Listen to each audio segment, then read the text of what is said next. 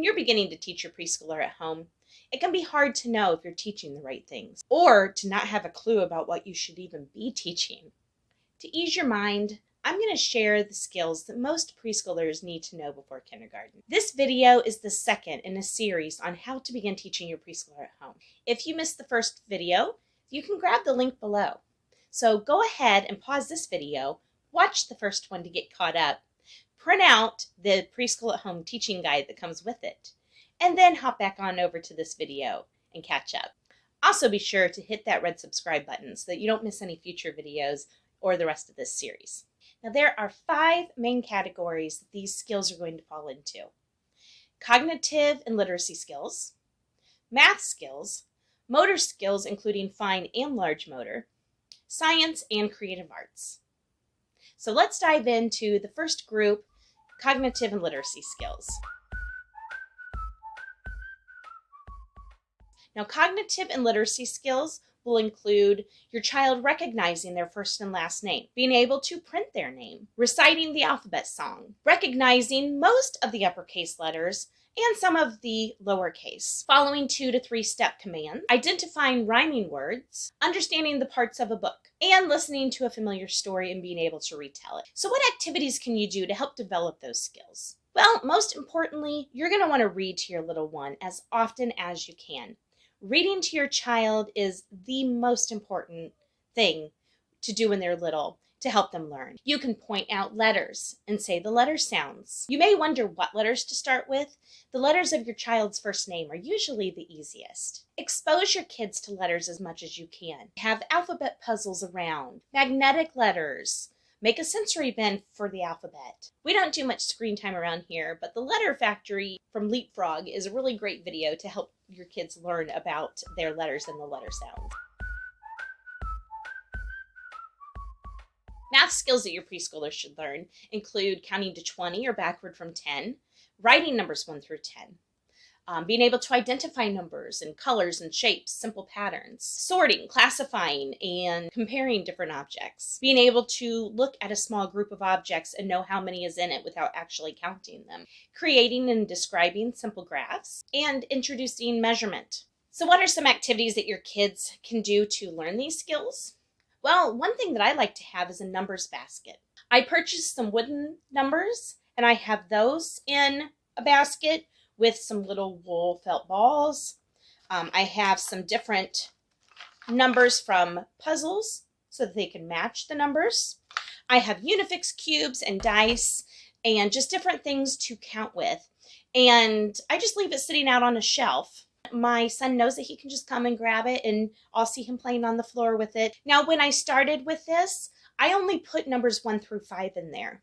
You don't want to overwhelm your kids. You just want to start small and then build upon that as they start to develop the smaller skills and can do more. And then as your child learns numbers 1 through 5, then they can build to numbers 1 through 10. Numbers and shape puzzles are great for learning about math skills. Play-Doh, sensory bins, all of those are really great activities for kids to help develop math skills. Counters or other math manipulatives are really great tools to use for developing math skills as well. Not only can your kids count them, but they can also use them to show a certain number. They can use them for creating patterns or creating simple graphs with them. A balance and measuring cups are great to have to learn about measurement. Do-a-dot markers are really good to use for making dots that your child can count or to represent a certain amount of something. You can use the markers also on a simple graph. Educational games like Hi-Ho Cheerio or Chutes and Ladders are also really fun ways to help your child learn math skills. Motor skills are also very important for preschoolers to learn. These include both fine motor skills and large motor skills. Now, when I say fine motor skills, I mean those skills that are good for learning how to write, being able to hold a pencil correctly, being able to trace or draw shapes, being able to hold scissors correctly and to cut, completing puzzles. And then large motor skills would be the things like throwing a ball and catching a ball, running, jumping, skipping, hopping on one foot. Those are all skills that are really important for kids that are preschool age to learn. Okay, so how can kids develop these skills? Well, for fine motor skills, My absolute favorite way, and one of the first ways that we try to develop these skills, is through playing with Play-Doh. Play-Doh is a wonderful tool to help strengthen the hand muscles that kids need to be able to write and to hold a pencil or scissors. Get some Play-Doh out. Let your kid play with the Play-Doh. Have them roll it. Form it into different shapes with their hands. And use Play-Doh mats to build shapes. Use special tools like little plastic scissors. And that also helps them learn how to hold scissors correctly and practice on something that's a little bit easier than paper. Puzzles are great to have around. When your kids are really little, get the ones with the knobs on them that make it easier for them to grab and move. And then as they get older, they can graduate to the harder puzzles that are still really great for those fine motor skills. And for large motor skills, get outside. That's the best place to be able to run and jump and skip and hop. You can play a game, throwing a ball back and forth to each other or kicking a ball. All of those are really important skills for preschoolers, and they're so much more fun when you take them outside. There are also lots of science skills that your preschoolers should learn about, and these can include identifying the parts of the body, recognizing the earth and sky, being able to tell the difference in weather changes, exploring objects in the world around them like plants and animals, and being able to differentiate with those objects that they see. What's living and what's not living? What's a plant? What's an animal? So how can they develop these skills? Well, yet again, get them outside. Going outside is the perfect way for kids to have hands-on observation of the world around them. Take nature walks. Going on a nature walk and letting your child lead the way will easily interest them in finding the different rocks or flowers or trees or what animals they see as they're out. While you're taking your walk and they're noticing these objects, talk about them.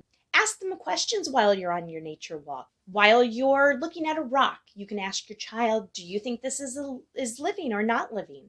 Why do you think that? Have them use creative thinking and critical thinking skills to come up with these answers just from their observations. Being able to see weather changes is as easy as looking out the window each day.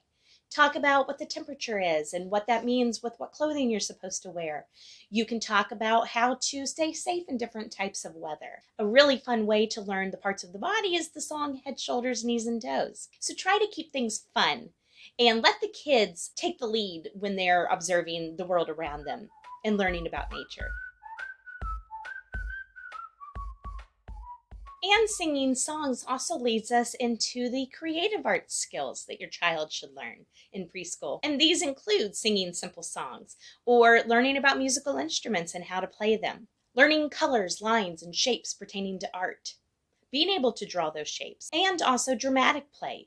So what are ways that kids can develop these skills? Well, this is a fun one because you sing to them, have them sing, get them instruments to play. There's an online music class that we've recently found called Clap for Classics. There are different courses you can get that each have songs for that theme, and there's even a set of instruments that you can purchase to use with those, or just things that you have around your house. And there's also a monthly subscription that includes a weekly live class that your child can join in on. And it's so much fun, a great way to introduce your kid to music and classical music also. I will leave the link in the description below for that. My preschooler absolutely loves that class. Teach your child nursery rhymes and sing them together. Tell them about fairy tales and you guys can act them out. Leave art materials out for your kids. Watercolor paints with some paintbrushes. Chalk pastels are really good for kids to have. We like to watch the video lessons from You Are an Artist on chalk pastels. Markers, including those do-it-out markers, are really fun for little kids. So give your kids chances to practice those creative art skills through dramatic play and singing and dancing and different types of art. Remember that not all kids learn at the same time.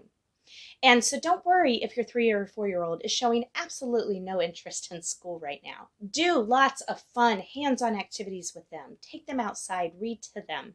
Do things that they can do right now. And then as they start showing more interest is when you can start adding in more and more. My youngest is 4.5 right now. And at the beginning of this year, I thought that we would start to do a little more formal learning type of activities. Well, he wanted nothing to do with that. And so I just kept on doing what I had been doing with puzzles, hands-on activities, sensory bins, Play-Doh, just lots of fun, lighthearted learning. where he doesn't even know he's learning. Well, guess what? A few months ago, he decided he wanted to learn letters. He now knows all but about 5 of them in just a couple months' time. So he decided on his own that he was ready. When your kids are ready to learn, they'll let you know. You can always offer, but if they're not interested at 3 or 4, don't worry about it. They'll still learn how to read. You just need to give them time. Had I pushed him, it still might have taken this long for him to learn all of that.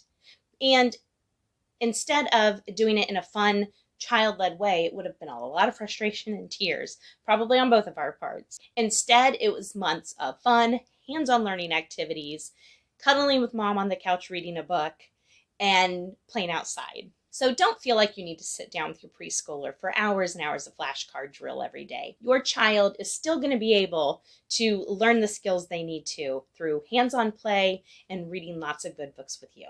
Be sure to watch my next video in this series on great supplies to have at home when you're teaching your preschooler. Thanks for watching, and happy homeschooling.